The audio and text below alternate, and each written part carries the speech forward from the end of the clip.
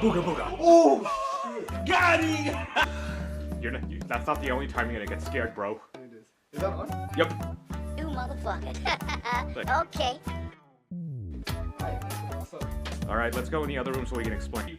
Hello YouTube, I'm Daniel Dip, and today we're going to be doing a reaction video, but it's not your typical reaction video. The guy who's going to be reacting is this dude. So, I was just chilling in my room, and this dude came in, as you guys saw in the previous clip. Booga booga. Oh! I'm like a ninja, bro. Yeah, so I had no idea. I knew we were about to film, but then he just pulled up in my room, and I was obviously thinking about girls and just in my own world. I don't mess with scary movies. I've only seen one scary movie in the theater, and it was It. And I had my eyes closed half the time. What a nice boat. You want it back? So yeah, this dude already looks scary. So this is up his alley. If you all remember 2 months ago around Halloween time, I posted my Nails horror audio drama. He's gonna listen on the TV alone in the dark. It's gonna be creepy as hell. Story of a man Lady, you better not scare me, or a you know? thing called Nails. Got this for protection. Before we get to him, we must speak about a man named Andre Nielsen. Andre Nielsen was an irritable, easy-to-anger man. He lived in a small town in a small community. He was mostly seen inside his own home and spent very little time on the town. The people in the town rarely talked to Andre. Because of his anger, he was always prone to attack and hurt other people. His criminal history limits to public intoxication and assault and battery. Upon his apprehension by the police, Andre had always confessed to his crimes for a lesser sentence in county lockup. And one morning, on what seemed to be a drunken fit, Andre went to a local convenience store, bumping into people and screaming at them and knocking down things in the aisles. By the time the police arrived, Andre was stumbling around the hair and grooming aisle. In a confused state, Andre turned around and revealed what would be a sharp object in his hand. The two officers quickly drew their sidearms, instructing Andre to drop whatever was in his hands. In a drunken confusion, Andre raised whatever was in his hand and started running towards the officers.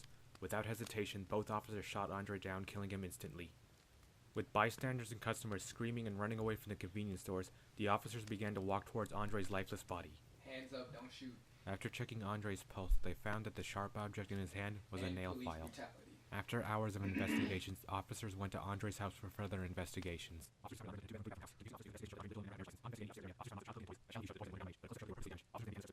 Upon their shock, they find a little boy chained to a radiator.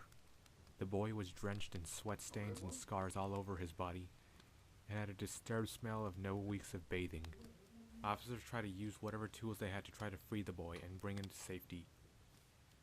With an ambulance brought on the scene, doctors immediately treated the boy. Upon checkup, the boy showed lots of bruising for restraints and years of abuse. When the boy's shirt was taken off, they discovered that the boy was very malnourished and starved.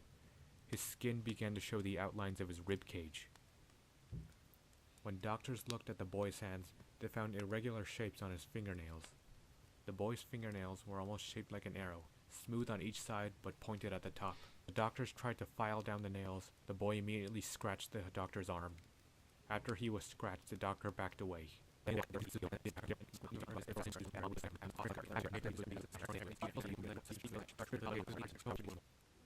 Years had gone by. Eric had finally turned 18.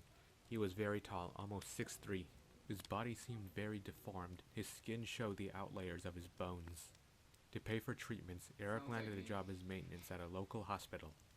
Because Eric was technically part of the hospital staff, he got special treatment and was looked after for his Marfan syndrome.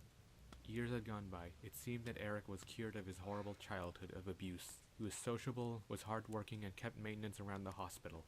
Sometime later, Eric asked if he could be part of the nursing staff on the hospital he worked at. The hospital and medical directors felt it was appropriate that Eric should join their team.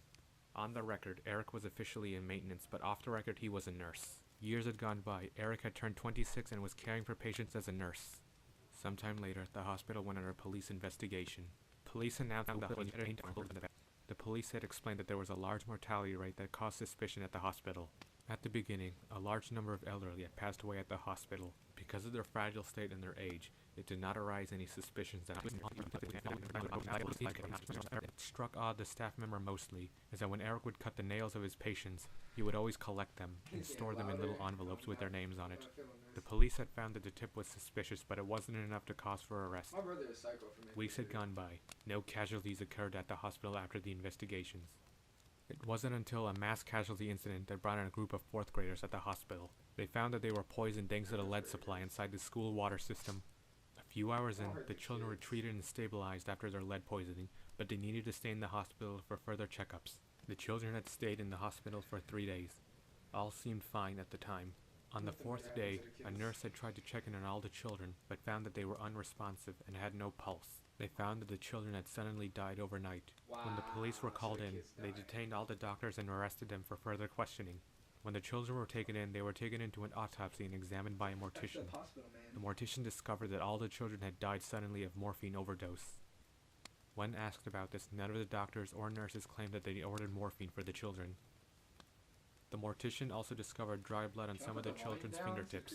When heard about this, the detectives from the early investigations wanted to talk to Eric McDonald. No officer remembered arresting Eric at the site of the hospital, and none of the staff members recall seeing him either. The officers called for Eric's arrest at the hospital. When they went back to check the hospital, they covered all the doors and windows to prevent any escape. They checked all the offices and rooms for Eric. When they finally checked the last room, they breached open the door and found Eric's lifeless body sitting in an office chair. They found that there was a loaded needle in his arm and a gash across his neck. On his hand, there seemed to be long fingernails on each of his fingertips, and blood on his right hand.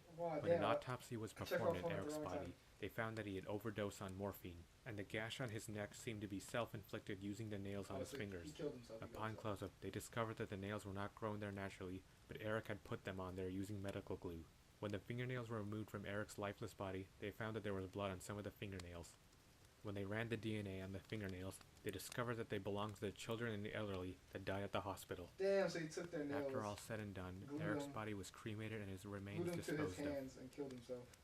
The story had reached across the town and even further in the medical community. Is this about to end soon? In life, they called him Eric McDonald, Please don't but in scare me. death, they called him Nails. Some say they still see him around in hospitals, killing people who need rest and are incapacitated. Some patients say they see the silhouette of a very tall man with very long arms and legs and very long fingertips.